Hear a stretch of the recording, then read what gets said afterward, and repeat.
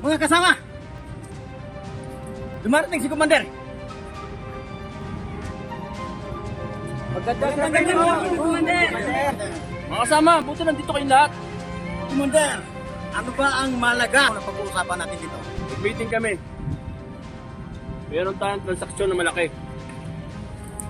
Ba, Commander? Pabor ako dyan. Walang-wala na kaming pera. Kaya nga ako nandito. Pag-usapan natin kung ano ang dapat gawin. Yung pera na pinag-uusapan, maayos natin yan. Maganda yan. Para malinaw ang lahat. Linaw! Kailangan ko ng pera! Di ba kasama? Lahat naman na kayo. Kailangan ng pera. Bakit? Hindi nyo ba alam paano tayo magkapera? Sandali lang.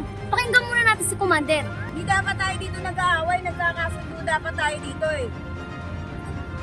Ito kasi, kaya tayo nagkakaganito? Gahaman ka kasi. Ikaw, kung may sarili kang pangkat, doon ka na lang. Oo nga, di mo kasi binibigyang halaga ang buhay natin dito. Tayo magmamadali! Buhay na nakataya rito. Sandali lang. Mga kasama, dapat nagkakasundo tayo dito. Hindi nag-aaway at nagkakagulo. Tandaan nyo, walang mamamatay sa grupo to. Yun naman ang gusto ko eh. Walang mamamatay. Alam ko lahat na nasa isip nyo. Alam ko naman na kailangan natin lahat ng pera. Pero kailangan natin pag-aralan natin ang bawat galaw natin. Kailangan natin magpangkat-pangkat.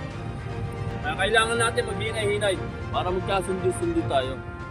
Para maging maganda ang kalalabasan nito. Malalim ng gabi. Marami na rin tayo na pag-usapan. Mukhang delikado tayo dito. Kaya katulad ng sinabi ko, para makuha natin ito, magpangkat-pangkat muna tayo. Liwanag! Opo, Commander.